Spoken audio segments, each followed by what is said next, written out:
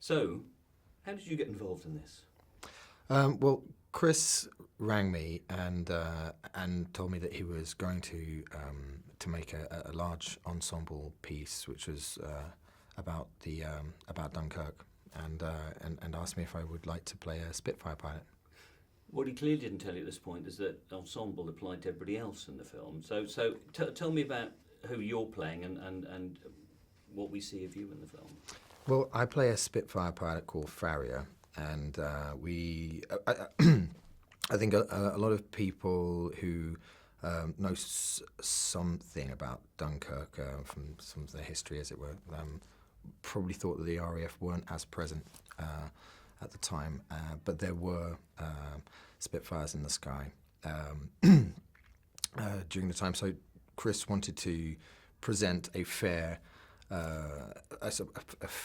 representation of the RAF during the time.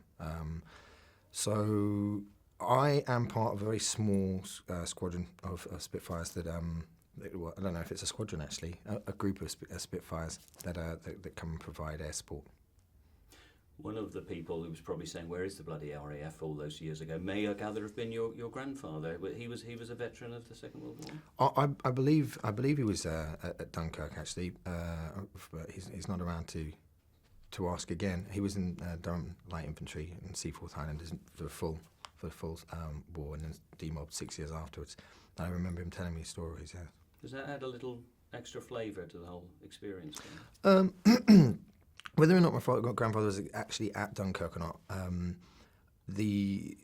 my grandfather used to regale stories often because I would ask him about the war, and yes, it influenced me greatly as a young boy. Now, as Chris was describing, it's an ensemble film, but Farrier is stuck in his cockpit. Now, I know Chris really wants to push realism wherever he possibly can, but I'm assuming you didn't actually learn how to fly a Spitfire. So how did you shoot your scenes? No, I can't fly yet. Maybe one day, but as always, Chris sort of pushed the envelope. He had some of the lads go up in Spitfires, two-seater Spitfires. I know they're a single plane, solo plane, but they do have two-seater ones, so people can get up and fly in them. So he had the lads go up in those. There were pilots in the sky. There were sometimes actors in the sky being filmed in these two-seaters. We've just spent the last couple of days up at Duxford with Chris and some of the other cast, and one of the things I now know about Spitfires is they're bloody small. Yeah, is it snug? And it's it's very snug actually, and it's a bit like a Triumph motorbike in the way that it rattles, and it's an old bit of engineering which is really beautiful, and you can guttural sounding the piece of machinery. You can see why so many people love them as a piece of engineering. They are cramped. You've got to really love them, I suppose, to go up in them. And as for a working space, it is very tight. It's like sitting in your bedside cabinet, really, for a few hours in a sheepskin and a pair of boots. But it's all good fun. With 40 people looking at you and an IMAX camera squeezed in. It's a lot better than flying them in the wall. It's an extraordinary film in many ways, and one of the most extraordinary things about it is, rather like we've seen you do in Locke, it's just you, and particularly with the RAF section, over the RAF, the mask over your face. I mean, that's complicated acting, isn't it, to carry the emotion of it? Not really. I think because it's so pragmatic and straightforward, it's the I think what Chris has captured, certainly with the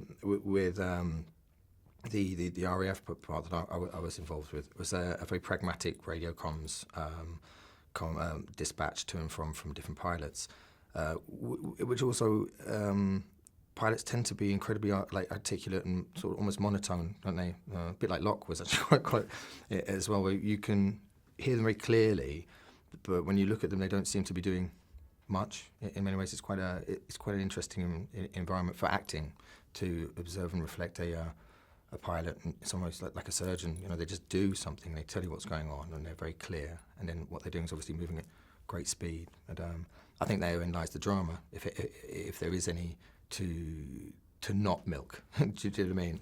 To not try to impose a character on something. So whether there's a mask or a hat and a big jacket and the Spitfire is actually, that's what's presented. That's the role. Is the Spitfire is the character really, and Farrier is the pilot of that, and represents obviously symbolic of the RAF and the British spirit, as it were. But it's sort of almost no acting required in that aspect, but more of a doing.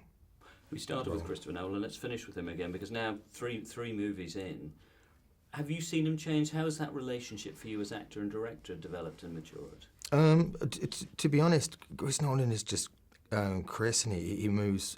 I wonder if, I mean, assuming that he's human, right, he'll get better with everything he does and learn and experience and look back and, you know, debrief and move forward and engage and challenge himself and do, you know, new and innovative stuff, which is what, from the outside looking in, is for me, I can see that he is. I certainly project that upon him. But there's an essence of just don't ask him anything. He's obviously on his journey to where he's going as a practitioner, and he's brilliant. So nothing has changed in my relationship towards him.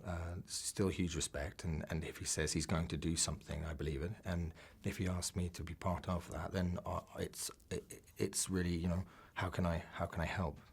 And now, I guess, where do I get my face mask? When can I take a face mask off? And, you know, I'm just grateful to work with him. To be fair, you know, you're going to do something which is proper. You know. Well, we're glad you did too. Thank you very much. Thank you.